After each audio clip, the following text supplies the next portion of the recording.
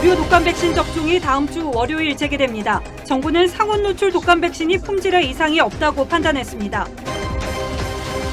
전북 정읍에서 추석에 만난 일가족 9명이 확진 판정을 받아 마흐리 코호트 격리됐습니다. 북한 해역에서 피살된 공무원 아들이 문재인 대통령에게 아빠가 잔인하게 죽임을 당할 때 이 나라는 뭘 하고 있었느냐고 편지를 썼습니다. 문 대통령은 마음이 아프다며 해경 조사 결과를 기다려보자는 입장을 전했습니다. 3일 만에 퇴원해 백악관으로 돌아온 트럼프 대통령이 완치되지 않은 상태에서 마스크를 벗고 경례를 해 논란입니다. 백악관에선 확진자가 연이어 나와 공포가 확산되는데 미 언론은 백악관이 유령 도시가 됐다고 꼬집었습니다.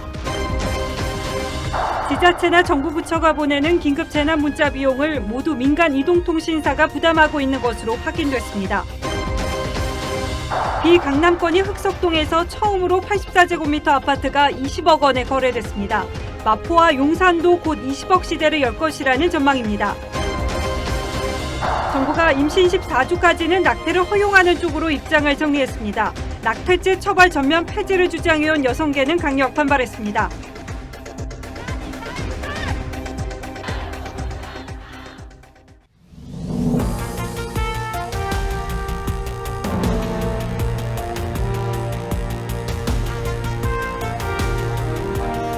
안녕하십니까. 뉴스9의 신동욱입니다. 정부가 상온에 노출된 것으로 의심되는 독감 백신을 검사한 결과 품질에는 문제가 없다는 결론을 내렸습니다. 지금까지 배달된 백신의 절반가량이 평균 1시간 이상 적정 온도를 벗어났지만 문제가 될 정도는 아니라고 판단한 겁니다. 이에 따라 오는 12일부터 독감 백신 무료 접종을 다시 시작합니다. 하지만 여전히 찜찜하다는 분들이 적지 않습니다. 오늘의 첫 뉴스는 유지현 기자가 보도하겠습니다. 신성약품이 배달한 정부 조달 독감 백신은 539만 명 분량. 이 가운데 온도 관리에 문제가 있었던 건 호남 지역 등에 배송된 물량인데 평균 88분 상온에 노출됐던 것으로 드러났습니다. 하지만 정부의 품질 검사 결과는 문제가 없었습니다. 9개 지역에서 3개 품목 1350도즈를 수거해서 검사하였습니다. 검사 결과 시험 항목 모두 적합하였으며 정부는 상온 노출 사고보다 더욱 가혹한 조건인 37도와 25도에서 백신을 일정 시간 노출시킨 추가 안정성 검사에서도 문제가 없다고 밝혔습니다. 일부 제품이 일정 시간 상온 노출이 있었지만 백신의 품질에는 영향을 미치지 않을 것으로 판단하였습니다. 또 백신 접종 뒤 입소자 3명이 숨진 인천 요양병원에서 남은 백신 58명분을 수거해 검사한 결과 역시 모두 적합했다고 설명했습니다. 다만 0도 미만에 노출됐거나 온도 관리가 확인이 안 된 백신 등 48만 명분은 수거해 폐기하기로 했습니다. 정부는 오는 12일부터 독감 백신 무료 접종을 재개할 방침입니다. TV조선 유지현입니다. 정부가 상온 노출이 의심되는 독감 백신에 대해서 안전하다는 판단을 내리긴 했습니다만 시민들의 불안은 여전합니다. 더 큰 문제는 무료 백신에 대한 신뢰가 이미 땅에 떨어진 상황이라는 겁니다. 처음에는 문제 백신을 맞은 사람이 한 명도 없다고 했다가 결국 2,000명이 넘는 것으로 드러나면서 이젠 정부의 말을 믿지 못하겠다는 거죠. 정은혜 기자가 시민들의 반응을 들어봤습니다. 정부는 25도와 37도 두 가지 조건에서 독감 백신을 최소 72시간 이상 노출시켰습니다. 그런 다음 항원 단백질 함량 변화 등 9개 항목을 평가해 안정성을 입증했습니다. 하지만 이런 검사법은 아직 국제적으로도 입증된 게 없습니다. 글로벌한 기준이 있는지 WHO나 미국 CDC나 선진국 가이드라인에 있는지 찾아봤는데 딱히 근거는 없더라고요. 0도 이하에 노출된 27만 명분은 수거하기로 했지만 검사를 하지 않았습니다. 네, 늦출 수 없으니까 지금 서두르는 거겠죠. 만약에 오픈 노출을 다 폐기하고 새로운 약을 구입을 못한다면 그분들이 못 맞는 사태가 생기잖아요. 상당수 시민들도 여전히 신뢰하지 못하겠다는 반응입니다. 그럼 맞아요. 그 만약에 잘못되면 어떡할 거예요? 누가 책임질 거예요? 접종이 중단된 무료 백신 가운데 상온에 노출된 백신을 맞은 사람은 554명. 이 가운데 3명이 이상 반응을 일으킨 점도 불안을 키우고 있습니다. 무료 접종하고 나서 무슨 일이 생기면 좀 수능에 불안하기도 하고 그래서 차라리 내 돈 내고 맞는 게 낫지 않을까. 정부는 백신 유통 관리와 접종 관리를 개선하겠다고 했지만 구체적인 방안은 내놓지 않았습니다. TV조선 정은혜입니다. 지난 추석 연휴 기간 중 많은 국민들이 고향 방문과 성묘까지 자제했습니다만 우려했던 가족 간 감염 사례가 나타났습니다. 전북 정읍의 일가족 8명과 이웃 주민 등 9명이 집단 감염돼 방역당국이 이 마을 전체를 코호트 격리했습니다. 어떤 사연이 있었는지 박건우 기자가 취재했습니다. 전북 정읍시 양지마을입니다. 방역 차량이 마을 곳곳을 소독합니다. 폐쇄된 마을회관 앞에는 임시 선별진료소가 들어섰습니다. 이 마을에서는 어제부터 8명이 확진됐습니다. 방역당국은 주민 75명이 사는 양지마을을 통째로 코호트 격리하기로 했습니다. 주민들은 14일 동안 마을을 벗어날 수 없고 이웃과 접촉도 금지됩니다. 하는데 내일부터 못 하잖아요. 수업도 해야 되는데 수업도 바로 못 하고. 큰일 났습니다. 큰일 났어. 방역당국은 서울에 다녀온 뒤 확진된 A씨를 최초 전파자로 보고 있습니다. A씨는 추석 연휴에 양지마을에 사는 시집간 여동생을 2차례 만난 것으로 확인됐는데 그 뒤 여동생과 자녀 4명, 같은 마을에 살던 여동생의 시부모 등 일가족 7명이 감염됐습니다. 마을 주민 1명도 추가 감염됐습니다. 시모께서 마을 모정에서 몇 분하고 이렇게 대화를 나누신 게 있습니다. 그분들 중에 한 분이 금일 확진이 돼서 서울과 인천, 부산, 울산에서도 추석 연휴 감염 사례가 잇따랐습니다. 방역당국은 추석 연휴 감염에 따른 잠복기가 아직 끝나지 않았다며 감염 확산에 대비하고 있습니다. TV조선 박건우입니다. 경기도 의정부의 한 재활병원에서도 환자와 보호자, 간병인 등 14명이 무더기 확진됐습니다. 서울 서초구의 카페에서도 3명의 확진자가 나오는 등 새로운 집단 감염이 계속 이어지고 있어서 방역당국이 긴장하고 있습니다. 계속해서 송민선 기자가 보도합니다. 경기도 의정부의 재활전문병원. 어제 5층 환자와 보호자들이 고열이 나서 코로나19 진단검사를 한 결과 오늘 새벽 8명이 확진됐습니다.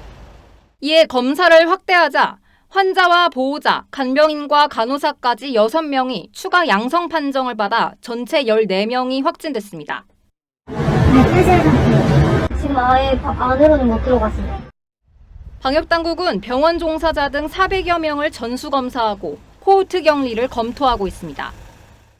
저희 직업대행심에서 나가 있거든요. 그쪽에서 지금 이용 평가나 이런 것도 진행하고 있거든요. 서울 서초의 이 카페에서는 그제 직원 1명이 처음 확진됐는데 어제 동료 1명과 지인 1명이 추가로 양성 판정을 받았습니다. 같은 거주 공간에서 생활하는 분도 확진이 되었는데 주방과 화장실을 공동 사용하는 과정에서 마스크 착용이 미흡했던 것으로 조사되었습니다. 경기도 포천 군부대에서는 확진자가 1명 추가돼 전체 확진자가 37명으로 늘었습니다. 코로나19 신규 확진자는 엿새째 2자릿수를 유지했습니다. 하지만 감염 경로를 알 수 없는 집단 감염이 잇따르면서 추석 연휴 이동량 증가에 따른 조용한 전파가 확산될 수 있다는 우려는 커지고 있습니다. TV조선 송민선입니다. 북한군에 의해 해상에서 살해된 해수부 공무원 이모 씨의 고등학생 아들이 문재인 대통령에게 편지를 썼습니다.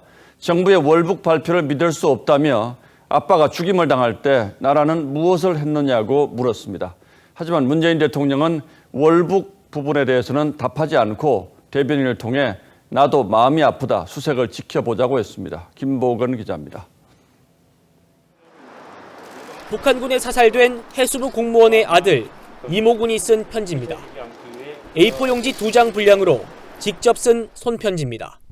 존경하는 대통령님께 올립니다. 북한군에게 억울하게 피격당한 공무원의 아들입니다. 이 군은 정부가 아버지를 월북자로 규정한 데 대해 수영을 배운 적 없는 마른 체격의 아버지가 조류를 거슬러 38km를 갔다는 건 말이 안 된다며 의문을 제기했습니다. 또 본인만 알 수 있는 신상 정보를 북측이 알고 있었다는 정부 주장에는 총을 든 북한군이 인적 사항을 묻는데 누가 말을 하지 않겠느냐고 반박했습니다. 이 군은 시신조차 찾지 못하는 현 상황을 누가 만들었으며 아버지가 잔인하게 죽임을 당할 때 이 나라는 무엇을 하고 있었는지, 왜 아버지를 지키지 못했는지 묻고 싶다고 했습니다. 청와대 내부 회의에서 이 편지를 보고받은 문재인 대통령은 아버지를 잃은 아들의 마음을 이해해야 한다. 나도 마음이 아프다면서 해경의 조사와 수색 결과를 기다려보자고 말했다고 강민석 청와대 대변인이 밝혔습니다. 문 대통령은 이 군에게 직접 답장을 써서 보낼 예정입니다. 대통령의 입장은 편지가 공개된 지 하루 만에 비교적 빠르게 나왔지만 정부 발표가 이치에 맞지 않다는 이 군 주장에 대한 답은 없었습니다. TV조선 김보건입니다. 예, 앞서 보신 것처럼 피격 공무원의 아들이 쓴 편지가 공개되자 온라인에서는 월북 가족이 대통령에게 대든다, 세금으로 시신을 찾고 있다는 등의 상식 밖의 댓글이 잇따랐습니다. 한 시민단체는 악성 댓글을 단 네티즌들을 검찰에 고발하기도 했습니다. 신유만 기자가 보도합니다. 피격 공무원의 고교생 아들은 문재인 대통령에게 자필 편지를 썼습니다. 저희가 겪는 고통의 주인공이 대통령님의 자녀나 손자라고 해도 지금처럼 하시겠느냐고 호소했습니다. 아무것도 모르는 어린 동생과 저와 엄마는 매일을 고통 속에서 살고 있다고 덧붙였습니다. 편지가 공개된 뒤 온라인에서는 악성 댓글이 줄을 이었습니다. 월북 가족이 대통령에게 대든다. 세금을 월북자 시신 찾는 데 쓰는데 구상권을 청구하지 않는 것만으로 다행이라고 생각하라 등의 내용이었습니다. 월북자 가족이 부끄러움도 모른다는 말도 있었습니다. 일부 네티즌은 대필 의혹까지 제기하며 친형인 이래진 씨가 조카를 앞세웠다고 비난했습니다. 시민단체 사법시험 준비생 모임은 오늘 악성 댓글을 남긴 네티즌 9명을 검찰에 고발했습니다. 그 아이는 죄가 없는데 그 아이한테까지 왜 그렇게 이래 조롱하고 이래 명예훼손을 하는 건지. 유족 측은 악성 댓글을 멈춰달라고 호소하면서 가족의 명예를 회복하기 위한 노력을 멈추지 않겠다고 밝혔습니다. TV조선 신유만입니다. 북한은 여전히 공동조사를 하자는 우리 측의 요구에 답하지 않고 있습니다. 문재인 대통령은 해경의 조사 결과를 기다려보자고 했습니다. 애가 타는 유가족들이 오늘은 UN 북한 인권사무소를 찾아가 진상조사를 요청했습니다. 그리고 월북의 근거로 제시한 군의 감청 기록과 자료를 공개해달라고 국방부에 정보 공개를 청구했습니다. 배상윤 기자가 취재했습니다. 피격 공무원의 친형인 이래진 씨가 굳은 표정으로 UN 북한 인권사무소를 찾았습니다. 동생의 죽음에 대한 진상을 밝혀달라고 UN에 진상조사 요청서를 제출했습니다. 동생의 안타까운 희생, 새로운 평화의 길로 보다 발전되기를 바라는 마음에서 이 요청서를 제출하러 왔습니다. 그리고 어제 반기문 전 UN 사무총장을 만나 조언을 들었다고 덧붙였습니다. 어제 그 총장님께서 원비호 가족들이 그동안 북한에서 그 이후에 그 성공 사례가 있어서 그분들 가족들 그 재단과 연대해서 군에 대해서는 정보 공개를 청구했습니다. 유족 측은 감청 기록과 함께 시신 훼손 장면이 녹화된 영상을 공개하라고 국방부에 요구했습니다. 청구 대상은 이모 씨가 북측에 발견된 지난달 22일 오후 3시 30분부터 오후 10시 51분까지 감청된 녹음 파일과 같은 날 오후 10시 11분부터 10시 51분까지 북한군이 시신을 태운 것으로 추정되는 불꽃이 녹화된 영상 기록입니다. 공무원의 월북 의사 표시가 북한군의 총구 앞에서 진정한 의사로 월북 의사 표시를 하였는지 전후를 살펴 파악할 것입니다. 유족 측은 국방부가 정보 공개 청구에 응하지 않으면 행정소송을 제기할 것이라고 밝혔습니다. TV조선 배상윤입니다. 예, 보신 것처럼 정부는 이번 사태를 월북 시도 중에 일어난 불행한 사태로 사실상 단정 짓고 있습니다. 하지만 유족들은 여전히 납득할 수 없다며 국가의 책임을 묻고 있습니다. 그렇다면 이런 경우에 유족들이 보상을 받을 가능성은 있는지 지금부터 하나하나 따져보겠습니다. 자, 윤설기 기자. 네. 유족들은 국제사회에 호소하는 방법을 모색하고 있는 것 같은데 실제로 북한을 국제법정에 세울 가능성이 있습니까? 네. 이 반인도적 범죄 등을 처벌하는 기구가 국제형사재판소죠. 그런데 실제 북한 제소는 쉽지 않을 거란 전망이 큽니다. 무엇보다 북한은 국제형사재판소 가입국이 아니기 때문이죠. 물론 유엔 안전보장이사회가 강제 관할권을 행사해 북한을 재판에 직권 회부를 할 수는 있지만 상임이사국 중 이 중국과 러시아가 이에 응하지 않을 거란 관측이 큽니다. 이렇게 국제사회를 통한 피해 구제가 어렵다면 그럼 유족들은 어디에 호소해야 합니까? 이 국내에서도 북한의 형사 책임을 물을 수 있다는 의견도 나오는데요. 헌법상 북한은 국가가 아니기 때문에 이번 사건을 국내 살인 사건처럼 수사할 수 있다는 거죠. 또 살인죄는 공소시효가 폐지가 됐다는 점에서 관련 증거들을 수집해 훗날을 대비하자는 목소리도 나옵니다. 예. 들어보실까요? 정장 또는 그 윗선 사령관 그런 북한의 가해자를 형사 고소 내지 고발을 해서 국내에서 형사 재판 절차를 가해자를 국내 법정에 꼭 데려와야 되는 건 아니니까. 그렇다면 이번 사건을 북한에서 고문받고 돌아와서 숨진 미국 대학생 원비어식으로 해결해보자라는 얘기도 있는데 이건 가능합니까? 네, 원비어 군의 부모가 북한을 상대로 약 5,643억 원의 배상 판결을 받아냈죠. 유족이 소송을 낸 곳은 바로 미국의 법원이었습니다. 자, 국내에서도 탈북한 국군 포로 2명이 서울중앙지법에서 북한은 강제노역 위자료 2,100만 원을 지급하라는 판결을 최근 받아냈죠. 공무원 유족들도 마찬가지로 이 같은 원비어식 소송을 할 수가 있습니다. 물론 국내 법원에서 승소를 하더라도 북한의 책임자를 처벌하거나 또는 배상을 받아내는 것까지는 뭐 앞으로 갈 길이 멀겠습니다만 어쨌든 첫걸음을 떼는 게 중요할 수도 있겠군요. 그렇습니다. 자, 그런데 유족들은 우리 정부의 책임도 묻고 있지 않습니까? 우리 정부로부터 배상을 받을 수 있는 길은 없습니까? 네, 아들은 편지에서 국가는 아빠를 구하기 위해 어떤 노력을 했냐며 나라의 잘못으로 아빠가 차디찬 바닷속에서 고통을 받다 숨졌다고도 했죠.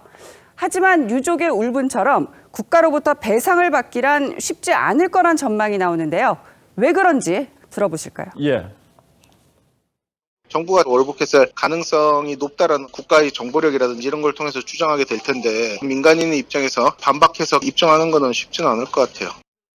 그래서 결국 유가족들은 군 당국이 가지고 있는 감청 자료를 공개해라 이렇게 이제 요구를 하고 있는 거죠. 그렇습니다. 예, 윤설기 기자 오늘도 잘 들었습니다.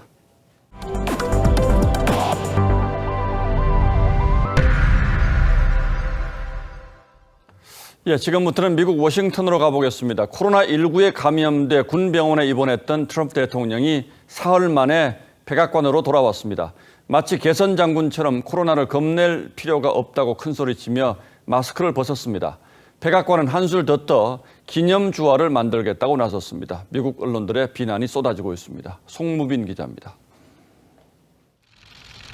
군병원을 나서면서 트럼프 대통령이 엄지를 치켜듭니다. 입원한 지 사흘 만입니다. 백악관에 도착해선 마스크를 벗고 헬기를 향해 경례를 합니다. 복귀를 자축하는 영상을 만들었습니다.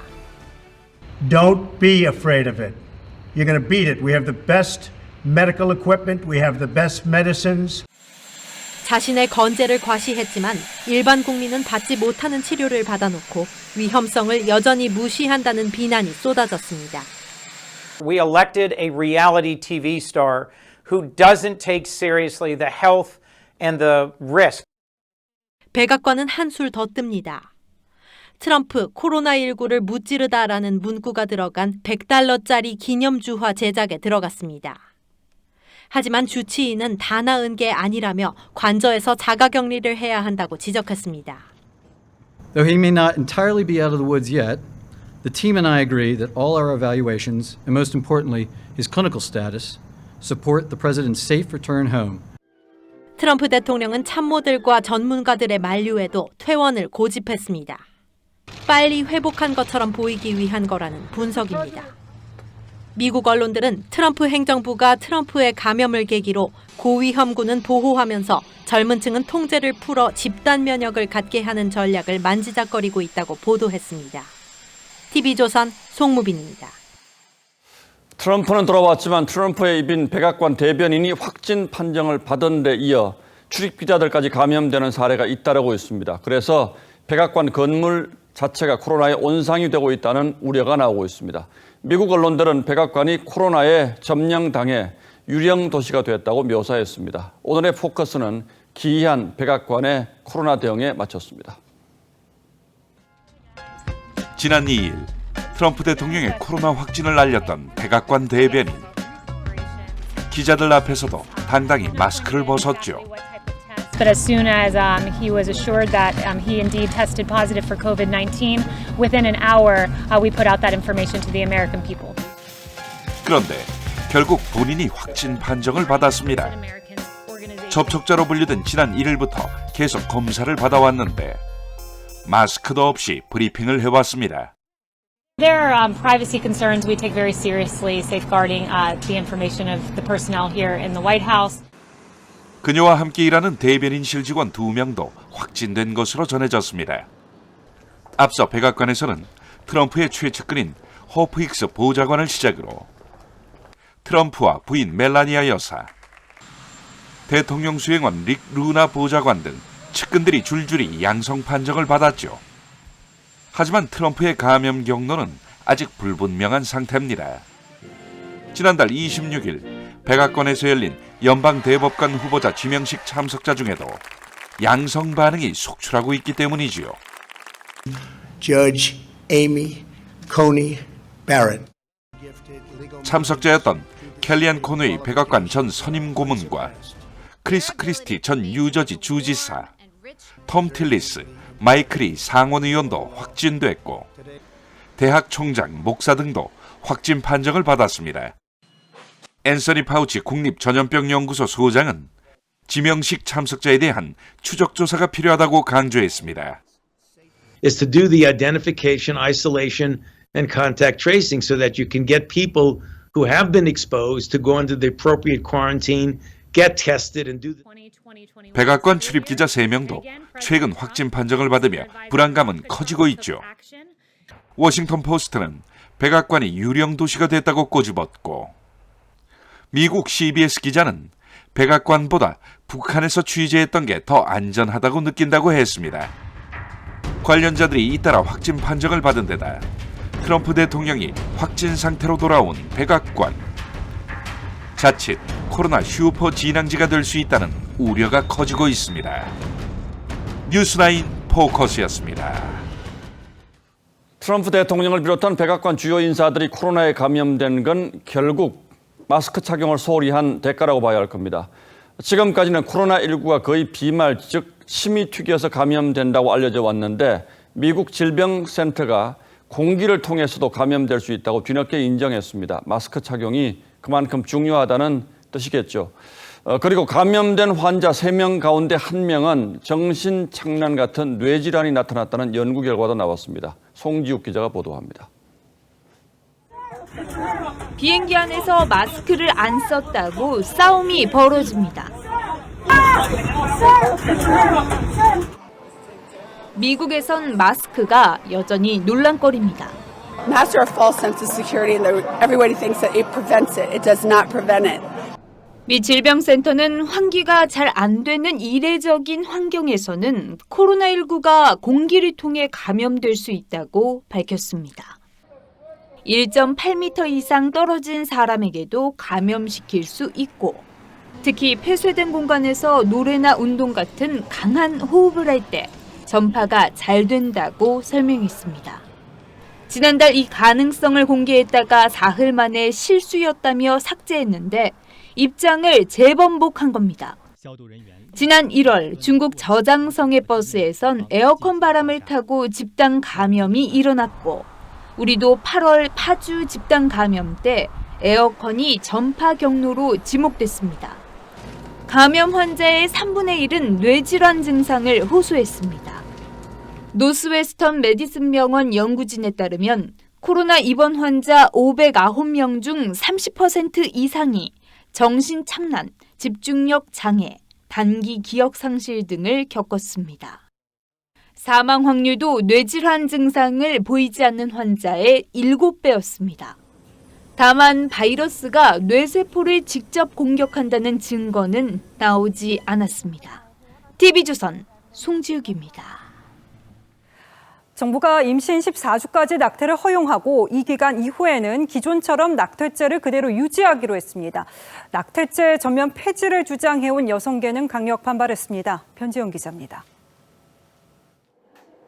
정부가 임신 14주까지 임산부의 낙태를 허용하는 내용을 골자로 하는 형법과 모자보건법 개정안을 내일 입법 예고합니다. 지난해 4월 헌법재판소가 낙태죄에 대해 헌법 불합치 결정을 내린 지 1년 6개월 만입니다. 14주라는 기간은 헌재 결정 당시 위헌 의견을 낸 재판관들이 여성의 자기 결정권을 최대한 존중해야 한다고 주장한 기간입니다. 정부는 또 성범죄 등 특정 사유에 한해 임신 중기인 24주까지도 낙태를 허용하기로 했습니다. 그 외엔 낙태죄가 적용됩니다. 낙태죄 완전 폐지를 주장해온 여성단체들은 임신과 출산에 대한 여성의 권리를 보장하라며 반발했습니다. 한국성폭력상담소는 14주는 절대 충분한 시간도 아니고 사실상 낙태죄를 그대로 두는 것이라고 비판했습니다. 한국여성민우회 역시 낙태죄 존치 시도는 여성들의 목소리를 부정하는 역주행이라고 주장했습니다. 하지만 천주교 단체는 낙태죄를 유지해야 한다는 입장입니다. 여성의 자기 결정권 중요하지만 그 결정은 아이를 임신할 거냐 안 할 거냐 그때 결정하셔야죠. 정부는 입법 예고일로부터 40일 이상 의견 수렴을 거친 뒤 국회에 해당 개정안을 제출할 예정입니다. TV조선 변재영입니다. 청담동 주식부자로 알려진 이희진 씨의 부모를 살해한 혐의로 신상이 공개됐던 김다운 기억하실 겁니다. 이 김다운은 1심에서 무기징역을 선고받고 항소심 재판 중이었는데요. 1심 판사의 실수로 1년 6개월 동안 이어온 재판을 처음부터 다시 해야 하는 어처구니 없는 일이 벌어졌습니다. 어쩌다 이런 일이 벌어진 건지 주원진 기자가 전합니다. 김다운은 지난해 2월 청담동 주식부자로 불리는 이희진 씨의 부모를 살해하고 금품을 강탈한 혐의 등으로 지난 3월 1심에서 무기징역을 선고받았습니다. 일정 부분 계획이 있었는데 제가 죽이진 않았습니다. 그런데 오늘 2심 재판부인 수원고법은 재판을 다시 하라면서 무기징역 선고를 파기하고 사건을 안양지원으로 돌려보냈습니다. 1심에서 국민참여재판 확인 절차가 누락됐다는 게 이유입니다. 김다운은 강도살인 등의 혐의로 재판을 받다가 강도 음모 혐의로 추가 기소됐는데 1심 재판부는 두 사건을 병합해 재판을 진행하면서 강도 음모 혐의에 대해 국민참여재판 희망 여부를 확인하지 않았습니다. 국민의 형사재판 참여에 관한 법률에 따르면 법원은 피고인에게 각각의 사건에 대해 국민참여재판을 원하는지 여부를 반드시 확인해야 한다고 규정하고 있습니다. 김다운은 2심 재판 과정에서 1심 재판부가 국민참여재판 신청 의사를 묻지 않아 재판은 무효라고 주장했고 2심 재판부도 1심 재판부가 절차를 위반한 잘못이 있었다며 사건을 돌려보냈습니다. 이로써 1년 6개월이나 진행된 김다운의 재판은 원점으로 되돌아가게 됐습니다. TV조선 주원진입니다. 추미애 장관 아들 의혹과 관련해 검찰 수사는 끝났지만 내일부터 시작되는 국회 국정감사에서 여야 간 대립이 예고됐죠. 핵심 쟁점은 이 추 장관 보좌관의 전화를 둘러싼 것인데 앞서 군 당국은 관련 내용을 최근에야 알았다 이렇게 말해왔습니다. 그런데 군 당국이 올 초에 이미 이 사실을 파악하고 진상 파악까지 끝냈다는 복수의 증언이 나왔습니다. 박경준 기자가 단독 보도합니다. 추미애 법무장관 아들의 탈영 의혹이 불거진 것은 작년 12월 말. 복수의 정부 관계자는 1월 초 중순쯤 육군 인사사령부가 의혹이 사실인지를 해당 부대에 확인했고 문서로도 작성했다고 증언했습니다. 이 문서에는 2017년 6월 14일 추 장관 보좌관이 지원장교 김모 씨에게 병가 연장을 문의했지만 관련 자료 없이는 안 된다고 답변한 내용. 이후 추 장관 부부가 국방부에 민원을 제기했다는 내용이 모두 담겨 있다고 전했습니다. 그동안 검찰이 수사해온 핵심 사항들을 의혹 제기 초기에 육군이 이미 알았다는 얘기입니다. 하지만 올해 초 육군 참모총장이었던 서욱 국방장관은 청문회에서 당시에 보고받은 적이 없다는 취지로 답했습니다. 이거 언제 보고받으셨습니까? 그게 장관 청문회 준비하면서 얘기를 들었습니다. 육군도 취재진의 확인 요청에 관련 사실을 파악한 적도 문서로 작성한 적도 없다고 했습니다. 하지만 국민의힘 하태경 의원실에는 해당 보도 직후에 필요한 내용을 정리한 참고 자료는 있지만 수사 중이라 공개할 수 없다며 다른 어조로 답변했습니다. 터져나오는 증언들과 군 당국의 부인, 진실규명이 필요하다는 지적이 나옵니다. TV조선 박경준입니다. 올 한 해 코로나 감염이 계속되면서 긴급 재난 문자 많이 받으셨을 텐데요. 오늘 전북 지역 한 지자체가 보낸 재난 문자를 보시면은 확진자 동선 안내와 방역 수칙 등이 이렇게 1분 사이에 3차례나 이어집니다. 이 밖에도 막상 확인해 보면은 단순히 방역 수칙을 강조하는 내용이거나 또 정작 필요한 내용은 수신되지 않아서 정말 이름에 걸맞는 긴급 재난 문자인가 불만이 큰 것도 사실입니다. 그런데 보통 지자체나 정부 부처가 보내는 이 재난 문자 비용을 모두 민간 이동통신사가 부담한다는 사실 알고 계셨습니까? 내 돈 아니니까 생색낼 겸 되는 대로 문자를 발송하고 있다는 지적이 나옵니다. 홍현주 기자가 단독 취재했습니다. 추석 연휴 직전 방통위는 전 국민에게 2차례 긴급 재난 문자를 보냈습니다. 고향 방문 대신 영상 통화를 하자며 홈페이지를 참고하라는 내용입니다. 문자가 중복된 내용이 너무 많이 오다 보니까 너무 늦은 밤에도 올 때도 있고. 문제는 재난 문자 발송 빈도가 너무 잦다는 겁니다. 올 들어 지난달까지 정부와 지자체가 발송한 재난 문자는 3만 4천여 건. 정부와 각 지자체가 몇 시간 간격으로 똑같은 문자를 중복해 보내는가 하면 확진자 동선을 1분에 1건씩, 1시간에 22건이나 보낸 사례도 있습니다. 오늘도 100개가 넘는 재난 문자가 발송됐는데 개인위생을 반복해서 당부하거나 지자체가 최선을 다하고 있다는 내용도 상당수입니다.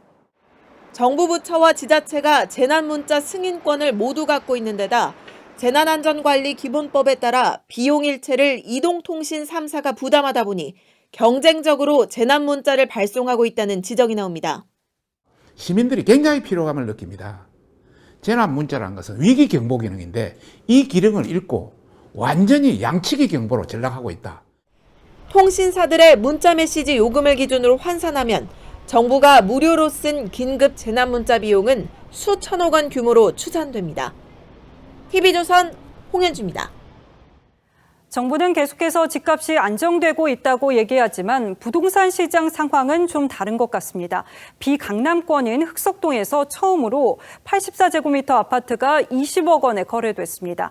마포와 용산도 곧 20억 시대를 열 것이라는 전망까지 나옵니다. 권은영 기자입니다. 서울 흑석동의 한 아파트. 84제곱미터 평수로 34평짜리 아파트가 지난달 7일 20억 원에 매매됐습니다. 평당 가격이 6천만 원에 육박한 신고가인데 지금은 호가가 더 뛰었습니다. 신축이고 한강에서 가깝고 역에서 가까운 여기 아파트 같은 경우는 거기서 더 올라갈 여력이 충분히 있죠. 종로구 홍파동의 이 아파트도 지난달 19일 84제곱미터형이 17억 8,500만 원에 거래됐습니다. 마포구 염리동의 84제곱미터형 아파트 역시 지난달 초 18억 1천만 원에 팔려 20억 원에 육박했습니다. 서울 아파트값은 17주 연속 상승세를 이어가고 있습니다. 최근 들어 상승률이 6주 연속 0.01%에 그치며 안정화되고 있는 듯 보이지만 실상은 다릅니다. 지난달 기준으로 매매 가격 상위 20% 아파트와 하위 20% 아파트의 격차는 8.2배로 역대 최고의 양극화를 보이고 있습니다. 공급 물량이 줄어들고 풍부한 유동성에다 전셋값이 계속 오르고 있는 가운데 강남 집값 폭등에 이어 강북의 집값이 급등하는 이상과열 현상이 지속되고 있습니다. 부동산 투자에 대한 관심 역시 이어지는 상황입니다. 한 부동산 정보업체 설문조사 결과 10명 중 6명은 여전히 부동산에 투자하겠다고 답했습니다. TV조선 권은영입니다.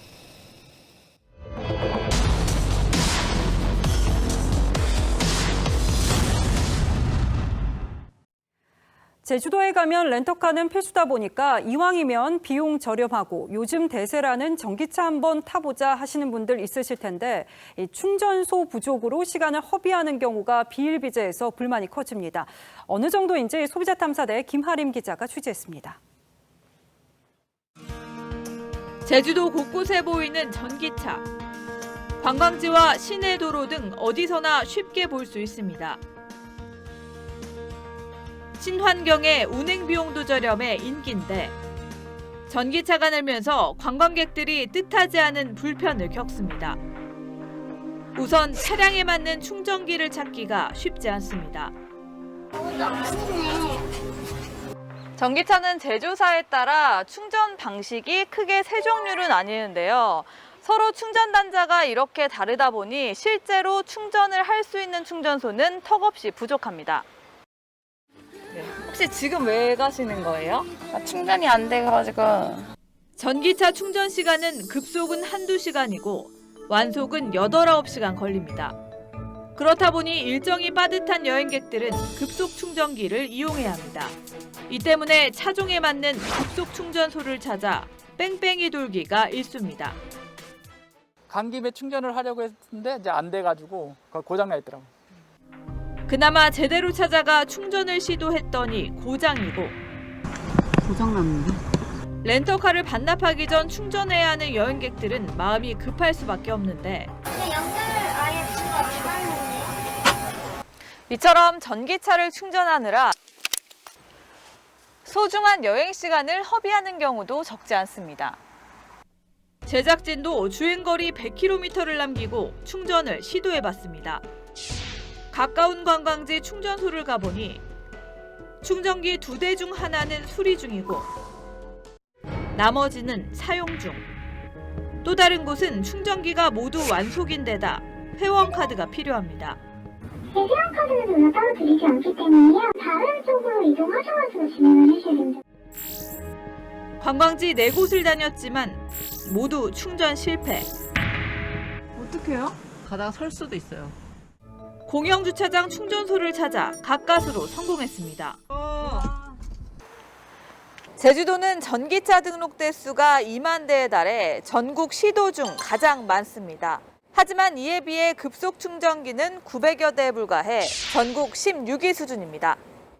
관광지를 중심으로 해서 급속 충전 기술을 획기적으로 늘려야 되고요. 또 고장난 충전기가 없게끔 만들어져야 되는 부분들. 제주시는 큰 문제가 없다는 입장. 근데 저희가 생각하기에는 부족해 보이진 않고 전 충전기에서 관리할 수 있는 건 아니고요. 제주도의 전기차 렌터카는 2,600대가 넘습니다. 결국 낯선 관광지에서 전기차를 빌린 여행객만 골탕 먹고 있습니다. 오늘 안 그래도 지금 스트레스를 좀 받았거든요. 제 생각엔 다음에는 아마 가스나 휘발유차를 하지 않을까. 소비자 탐사대 김하림입니다. 예, 다음 뉴스입니다. 2년 전 이탈리아 로마에서 잠적했던 조성길 이탈리아 주재 북한 대리대사가 한국에 정착한 것으로 전해졌습니다. 지금까지 입국한 북한 외교관으로는 최고위층인데다 남북관계의 파장을 고려해 한국행은 어려울 거란 전망이 많았었죠. 하지만 이렇게 되면 남북관계에 또 하나의 변수가 될 가능성이 있습니다. 안형영 기자가 보도합니다. 2018년 11월 이탈리아 로마 북한 대사관에서 산책을 다녀오겠다고 한 뒤 잠적했던 조성길 전 북한 대리대사. 잠적 이후 서방 국가의 보호를 받고 있다는 정도만 알려졌을 뿐 행방은 묘연했습니다. 이와 관련 정보당국은 조 전 대사가 한국에 정착했다고 국회 정보위에 비공식적으로 보고했습니다. 하태경 국민의힘 정보위 간사는 정보당국으로부터 조 전 대사가 작년 7월 한국에 입국해 보호를 받고 있다는 내용을 보고받았다고 밝혔습니다. 그동안 조 전 대사의 행선지로는 미국, 서방국가 그리고 한국이 거론돼 왔지만 한국행은 어려울 것이라는 전망이 많았습니다. 조 전 대사는 망명 당시 딸을 데리고 나오지 못했고 딸은 북한으로 압송됐다는 얘기까지 나왔습니다. 조 대사의 망명 이후로는 북한 지도부가 요구하는 상납금 문제 그리고 자녀 교육 등이 거론돼 왔습니다. 조 전 대사의 한국행이 확인되면서 남북 관계에도 미묘한 파장이 예상됩니다. TV조선 안형령입니다. 재계의 거듭된 입법 유보 요청에도 여당은 이른바 기업 3법을 이번 정기국회에서 처리하겠다는 뜻의 변함이 없어 보입니다. 반면 어제 김종인 국민의힘 비대위원장이 화두를 던진 노동시장 유연화법 개정엔 약자를 포용할 때라며 거부 입장을 분명히 했습니다. 국민의힘은 기업 3법과 노동법 개정을 연계하겠다는 입장이어서 앞으로 입법 과정에 공수처법 못지않은 대치 전선이 불가피할 듯합니다. 조정린 기자가 취재했습니다. 삼성과 현대차 등 6개 대기업 사장단과 함께 민주당 이낙연 대표를 만난 송경식 경총회장은 여당이 추진하는 이른바 기업 3법에 대한 우려를 쏟아냈습니다. 국회에서는 기업 경영과 투자 활동에 제약을 가하고 부담을 늘리는 법안이 많이 제출돼 있어서 경제계로서는 걱정이 큽니다. 하지만 이 대표는 일부 보완을 할 수는 있지만 법 추진을 늦출 수는 없다고 했습니다. 야당 역시 법 추진에 공감대가 있는 만큼 이번 정기국회 내에 반드시 처리하겠다는 입장입니다. 보완할 것이 있으면 보완하고 다만 이것을 늦추거나 방향을 바꾸거나 하기는 어렵다 하는 말씀입니다. 변수는 국민의힘 김종인 비상대책위원장이 꺼내든 노동법 개정입니다. 김 위원장의 오랜 소신으로 노동시장의 유연성을 불어넣자는 취지지만 기업 3법 입법에 따른 당내 반발을 누그러뜨리기 위한 것이란 해석도 나옵니다. 주호영 원내대표는 기업 3법과 노동법 개정을 함께 처리하자고 제안했습니다. 기업의 투명성을 높이고 하는 조치와 같이 함께 노동 유연성을 높이는 조치도 취해야 한다. 하지만 이 같은 제안에 민주당 이낙연 대표는 시기적으로 부적절하다며 거부 입장을 밝혔습니다.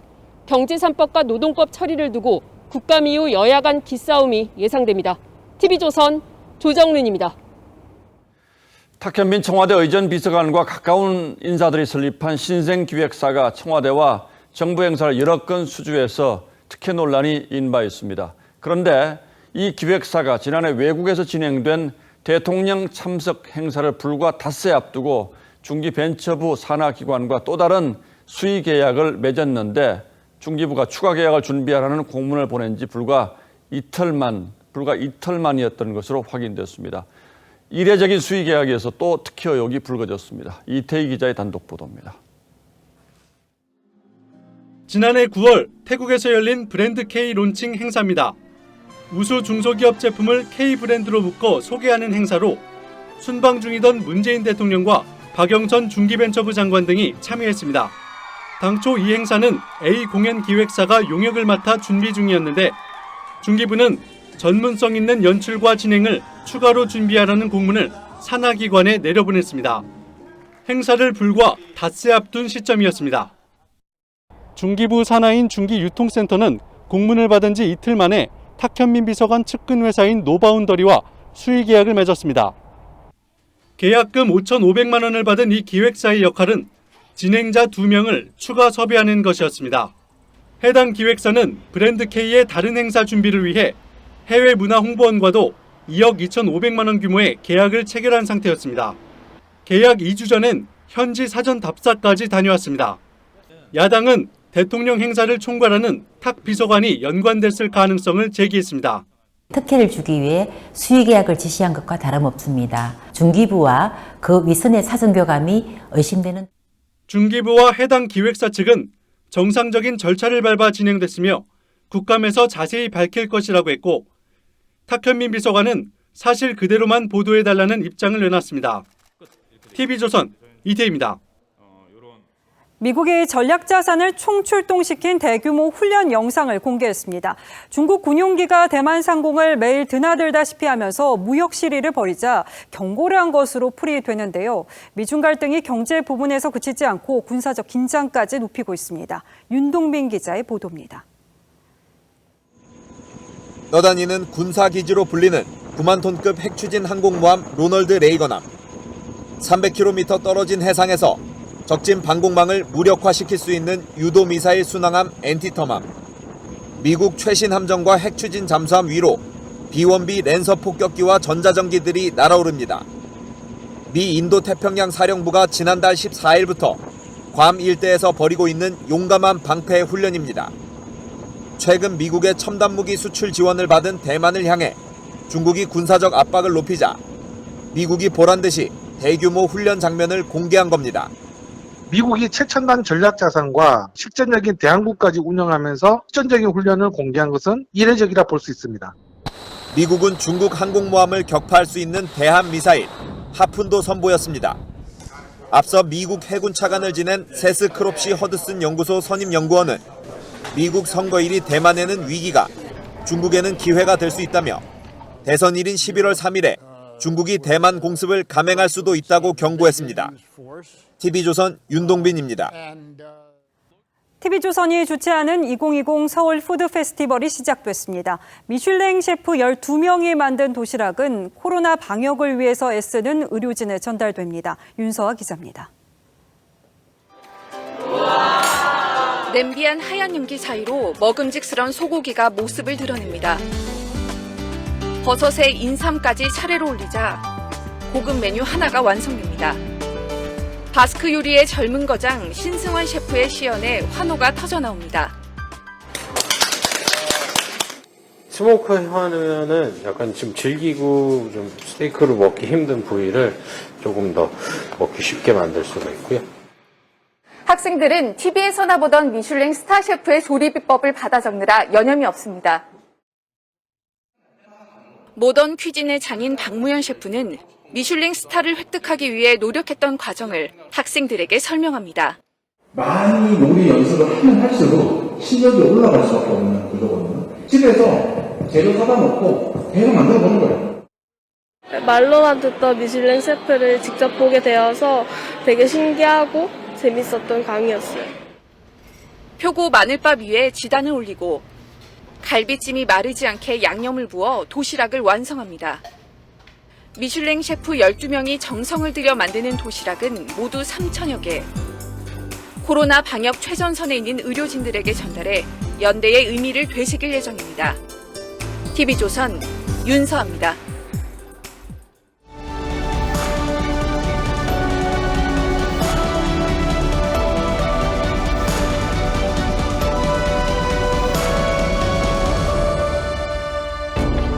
청초 우거진 고을에 차느냐 누웠느냐, 홍화는 어디 두고 백골만 묻혔느냐. 당대의 문장가 백호 임제가 황진이의 무덤에 바친 시조입니다. 성품이 곧고 호방했던 임제는 빼어난 풍자 우화 소설 서옥설도 남겼습니다. 늙은 쥐가 패거리를 거느리고 나라 곳간 벽을 뚫고 들어가서 곡식을 실컷 훔쳐먹다 들켜 재판을 받게 됩니다. 하지만 늙은 쥐는 교활하고 재판관 창고지기는 무능합니다.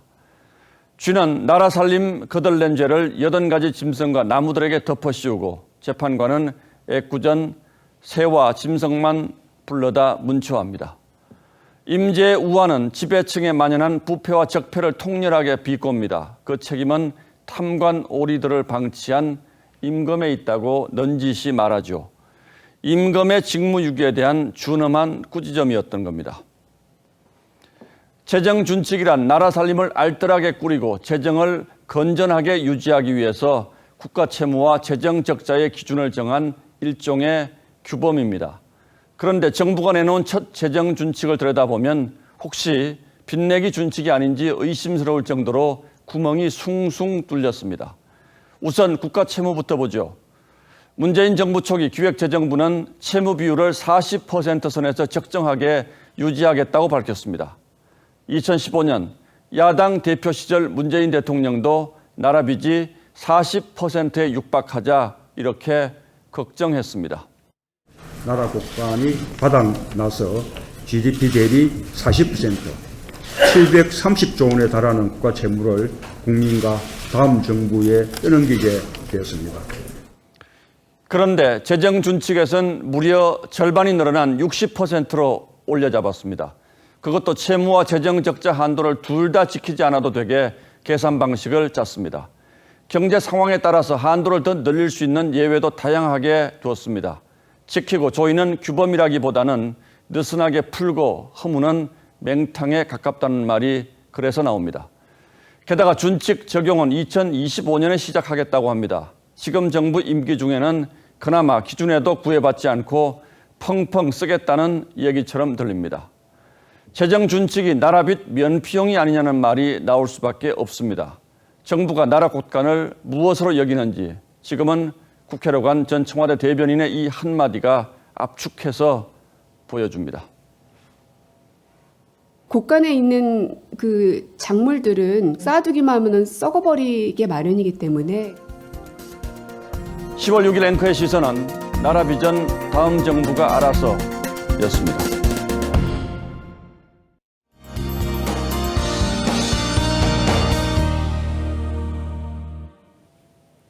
내일부터는 기온이 점차 오르겠지만 여전히 아침, 저녁으로는 꽤 춥겠습니다. 요즘 면역력이 그 어느 때보다 중요한 거 알고 계시죠? 옷 따뜻하게 입고 건강 잘 챙기셔야겠습니다. 내일 아침 기온은 서울과 광주가 11도에서 출발하겠고요. 한낮 기온은 서울이 22도, 대구도 22도까지 오르겠습니다. 낮 동안에는 완연한 가을 날씨가 펼쳐지겠습니다. 태풍은 여전히 일본 쪽으로 향하고 있고요. 우리나라에는 영향이 없겠습니다. 다만 해안 쪽으로는 바람이 불어들기 시작했는데요. 동해안과 남해안을 중심으로 바람이 강하게 불겠습니다. 당분간 대체로 맑은 날씨가 이어지겠고요. 경상도와 제주 지역은 금요일과 토요일 사이 비가 내리겠습니다. 날씨였습니다. 10월 6일 화요일 뉴스9은 여기서 모두 마치겠습니다. 시청해주신 여러분 고맙습니다.